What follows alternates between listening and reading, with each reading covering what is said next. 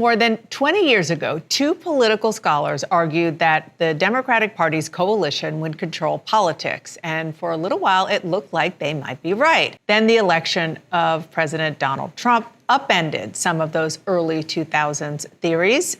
So the question is, what changed? What went wrong for Democrats with those predictions? So you point to two factions in the Democratic Party, what you call the shadow party of activists, and then Silicon Valley and the Wall Street types.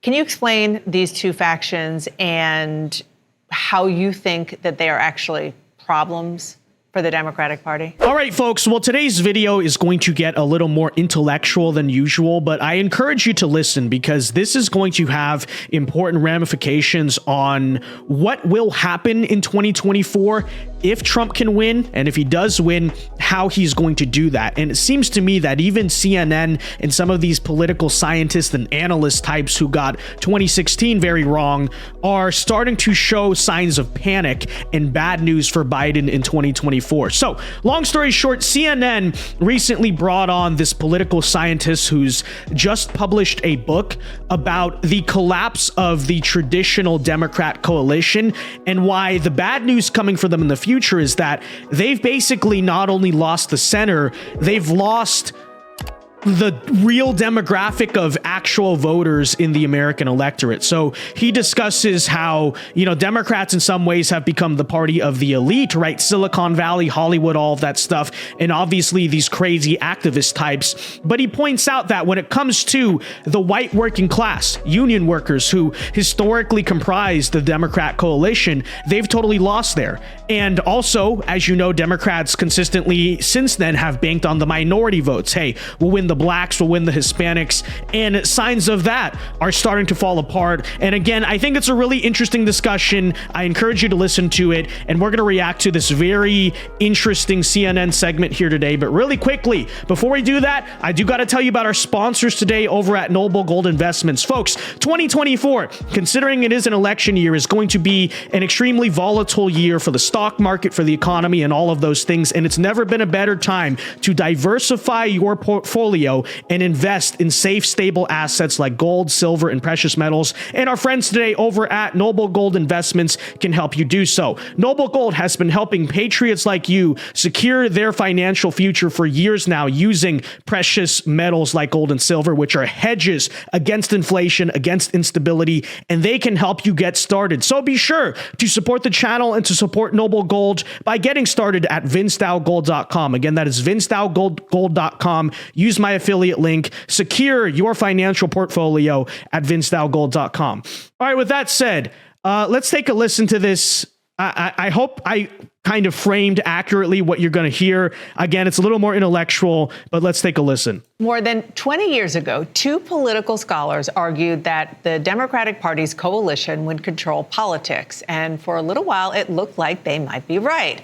A left-of-center party with a diverse base elected the first black president in 2008 and won control of the House and Senate. But then the election of President Donald Trump upended some of those early 2000s theories.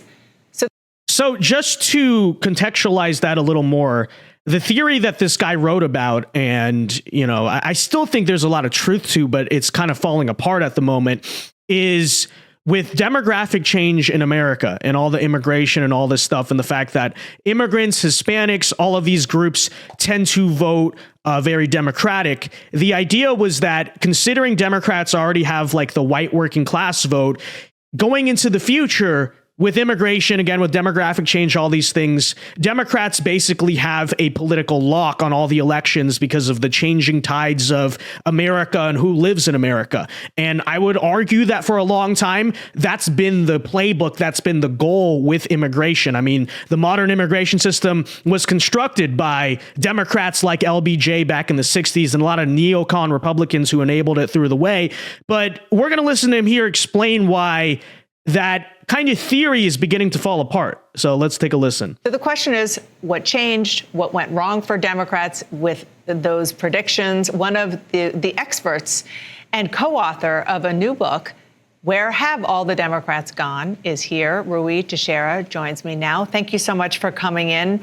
So you point to two factions in the Democratic Party, what you call the shadow party of activists, and then Silicon Valley and the Wall Street types. Can you explain these two factions and how you think that they are actually problems for the Democratic Party? Sure. I mean, and the way I think about it, Dana, is the Democratic Party in the broad sweep of the last 50 years has said a kind of long goodbye to the working class. There was a great divide that opened up economically and culturally between the working class and the college educated in the last part of the 20th century. And like we saw the white working class move away from the Democrats in a big way. And then in the 21st century, we saw increased movement of the white working class away from the Democrats and a sort of cultural identification of the Democrats with basically the sort of college-educated, liberal-ish, in many ways almost radical views on race, gender, crime, immigration, and so on. And so the result of this is a movement of the working class en masse away from the Democrats. Now, in 2016, Democrats thought, well, okay, the white working class bailed out on us. But why did they do that? Because Trump is a racist and a xenophobe. We can't reach these voters anyway. Who cares, basically? But then the thing that happened. To explain what he's talking about, the truth is that the reason Trump won in 2016 was because of primarily white working class voters, right? White people without a college degree.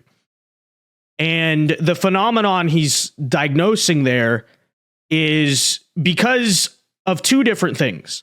First of all, it's because the Democrats went so far left on social issues. They lost people like that, kind of center of the road people who just are sort of like normal Americans. I don't know, whatever you want to say about that. But also, I'd argue there's an economic side to it, too, which is, I think in many ways, Democrats have given up on even trying to pretend that they're the party of the working class. They used to be the Union Party and all that different stuff. And now you notice kind of blue collar people tend to identify more with Republicans. Trump is a big reason for that. So for all the, Republican consultants and stuff who just have nothing but animosity towards Trump, the truth is him being a little different, him being kind of not your average Republican who has a perception of being bought out by the corporations or whatever, him speaking to those people is a big reason they've now opened up those votes. Now, the thing that I have a concern about is, again, with demographic change and immigration and all that stuff, some of these gains will not matter in the future.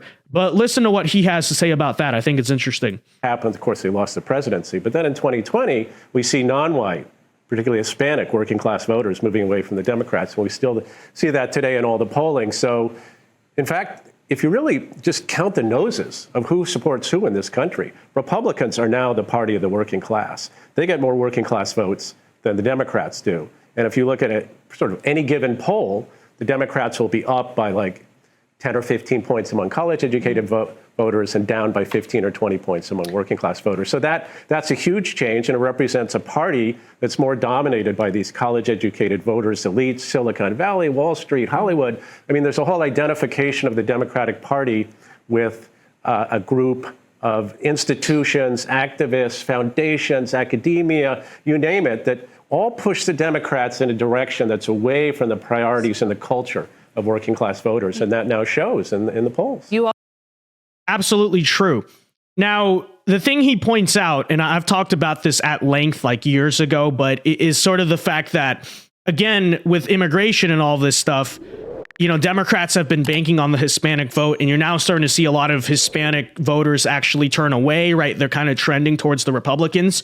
I will say, I think that's a big reason why they're trying to double down currently on mass immigration and just flooding the border and all that stuff, is because, I mean, I don't have data on this, but if I were to speculate, I think a lot of the Hispanic voters that are turning more towards the GOP tend to be the more Americanized ones. Because I grew up in California. I mean, I kind of saw how Democrats would basically harvest the votes of brand new Hispanic immigrants who just got citizenship or whatever by just like push, the Republicans are going to deport you. We're the pro-immigrant party, all that stuff. I think it takes more time in America and a little bit more of an assimilation of, just understanding what is actually going on in our country to recognize that actually, the Democrats maybe don't have my best priorities at heart. And I think that's why the plan right now with all the immigration is, well, if some of the older, more Americanized, more legacy Hispanics are now turning away, then we need to just flood more and more people, give them amnesty, and just, the cycle keeps continuing. But here, he's about to talk about that. Also write about immigration. Correct. You and your colleague John Judas wrote in the Wall Street Journal last month, Republicans would eventually make opposition to illegal immigration their signature issue. Democrats went in the opposite direction, supported surprisingly by labor unions. The AFL-CIO's abandonment of employer verification and sanctions undercut any attempt by the Democratic Party to stop illegal immigration, and soon Democratic activists became unwilling to even debate the issue. That's right. I mean, most Democrats don't know this anymore, or if they knew it, they've forgotten it. The Democrats were once a party that stood for controlling immigration. The Jordan Commission in the 80s basically was oriented toward trying to damp down the level of immigration, of having an e-verify system so employers couldn't employ illegal immigrants. And there was a sense that, high levels of immigration basically constrict and constrain the low-wage labor market and undercut unionization. But that really disappeared in the late 90s, and now in the 21st century, we see Democrats identified with not exactly open borders, but pretty porous borders, and a sort of lack of concern, as it were, with border security. And we see this during Biden administration's campaign. And we also see it, and this is very important, I think, politically right now, the Republicans and the Democrats are trying to cut a deal on tightening up border security versus Israel and Ukraine funding. They've had incredible amount of difficulty doing this to Democrats because there's a big faction of the party that does not want to compromise in any way on border security because they feel border security is kind of like racism. Yeah. So that's a problem. Yeah.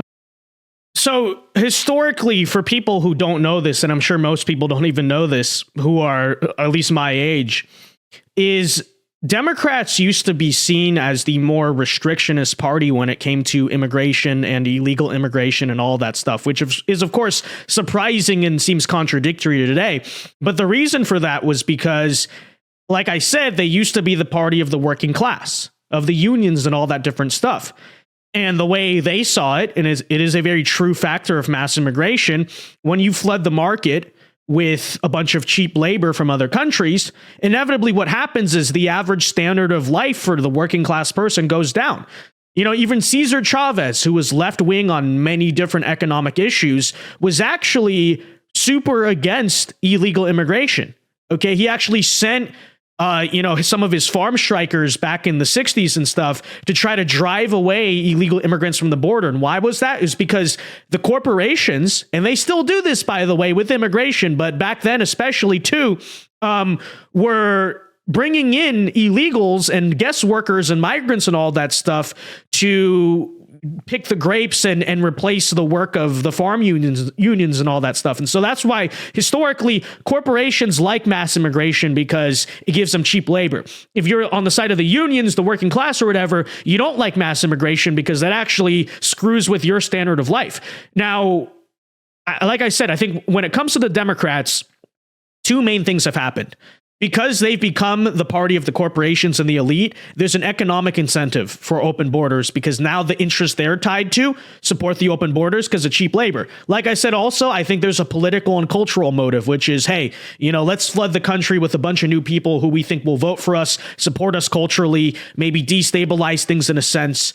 But we're going to talk later about why this all ties to 2024 and all that stuff. But I'm trying to just contextualize the debate that's going on here and explain to you why he's kind of saying the traditional Democrat coalition is falling apart and it may spell doom for them eventually. I mean, the other issue, as you know, is that it's not just border security. They're trying to significantly overhaul some of the key asylum laws. And right. Well, that's how you can tighten it up. Yeah. Because the asylum system is huge in terms of the immigration problem. I just want to show our viewers some data. Okay. Of what voters, how voters went starting from 1992 to 2020. And the voters we're talking about here are the ones that you write about, non-college educated white voters. Mm-hmm. If you look at the data, 92, Bill Clinton, 39%. Mm-hmm. Makes your point that it was already a majority for Republicans. It hasn't changed that much. probably the low mark was in 2016 when Hillary Clinton was running against Donald Trump, and it went up slightly in 2020. So it hasn't. So tying this into 2024, this is an important point to understand. Is you notice in 2016, Hillary Clinton got 29% of the white working class vote, right? White voters without college degrees. In Joe Biden, in 2020, Joe Biden got 32%. Now, this is, of course, assuming that other factors were not at play at 2020. But if we're at least going to examine the data that is given to us, and you realize how close 2020 was, obviously, either way, and the way they carried states like Wisconsin and Pennsylvania, right, that Rust Belt. Notice how much a 3% change in the white working class vote made the difference in the 2020 election, at least, again, according to the official story there. This is an important point for 2024. And honestly, one of the only concerns I have is we see that we're gaining with all these different minorities. The polls are showing that. Hispanics, yes. Blacks, yes. But ultimately, if we don't return to 2016 margins of white working class voters, which I know politically speaking, it's politically incorrect to say, oh, the GOP needs to go appeal to white voters. But that actually is the truth here, right? That 3% makes the difference, especially in those Rust Belt states, Pennsylvania, Wisconsin, Michigan, even, So that's very interesting. But I think you see the trend, though, en masse that is continuing, even if this is a slight decline, which is Democrats are losing the white working class. And demographic change is happening, but that's still a significant portion of this country and the electorate. And that's a big reason why if Republicans are able to hold that kind of like 30% line, Democrats could be in a lot of trouble in the future.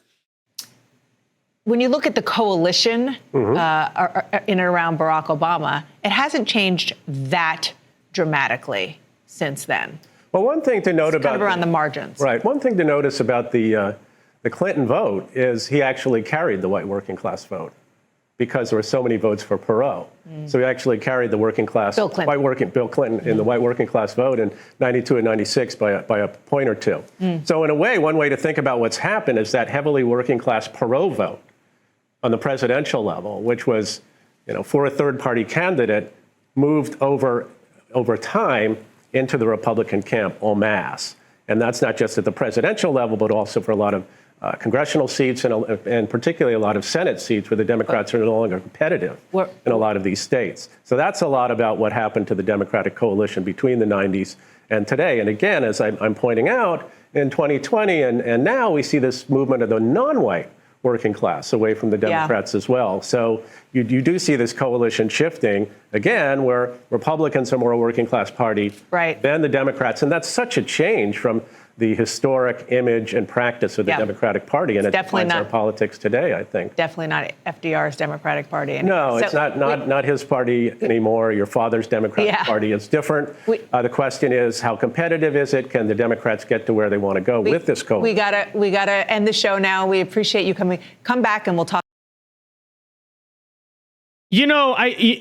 I also think that maybe there is a reason, obviously there is, but why the system pushes you so hard to go to college, right? That's the big thing, You need to go to college to be successful. Don't pursue the trades. Don't do anything else. There's a lot of reasons for that. Hey, get you into debt, fund the universities. But I think there's also a lot of truth to the fact that, just look at the data on that. People of all races without college degrees are significantly more likely to vote Republican than, college educated people. Why is that? Of course, the Democrats will say, because Republicans are stupid. No, it's because obviously the education system and the higher education college is meant to be sort of that indoctrination center. But that's besides the point. That's just kind of an observation I made. It's very interesting to me that CNN even platformed this segment. And I look at the comment section, and obviously their regular viewers are not happy with this. And some people were saying, none of this is even true. This is all because of gerrymandering and voter suppression and all this stupid nonsense. But genuinely, I think that was a very interesting discussion. And it's at least a good sign for me. It's good news to me that a guy who, again, in the 90s talked about how the Democrats were going to dominate the political future, is now thinking the opposite of that based on the new trends. I don't know. With that said, folks, let me know your thoughts on all of this in the comment section down below. Do you think the Democrat coalition is headed to a collapse? You know, he seems to think that going into 2024 and beyond, this spells really bad news for the Democrats. I generally tend to at least hope so. I subscribe to all the things he's saying. Hey, you lose in the working class, all that stuff. My area of concern, I guess, is two things as to why the Democrats might still be able to hang on. Is number one, the political machine that they have built. We saw it in 2020. We know what they're able to do there. But also beyond that, like I said, you know how you can wipe out all of this? Is, of course, more immigration. You know, if, hey, Hispanic working class voters who have been here maybe a generation or two and are now starting to kind of turn to the Republicans, well, replace them too. Just send in more and more migrants. I think we know what they're doing at the border and what the end goal is there too. You know, and maybe even beyond that, like I said, the education thing, you know, if the demographic trend is generally no college degree means you're more likely to vote Republican, my generation is basically all going to college. What are they trying to do there? But I think this is good news, certainly. I'm a little bit more skeptical because of some of those other factors, but I hope he's right. And like I said, I would love to know what you thought in the comment section down below. So like I said, this was going to be a little more intellectual video. It's not really buzzy or anything. It's not as exciting, but like I said, I think a very interesting discussion. And let me know what you think in the comment section down below. With that said, folks, be sure to leave a like, subscribe to the channel if you are new. Let me know if you think this means Trump will win in 2024. Be sure to check out our friends at thevincedao.com. And until next, wrong camera, thevincedao.com. And until next time, Alpha moves only. God bless. Have a very good day and peace.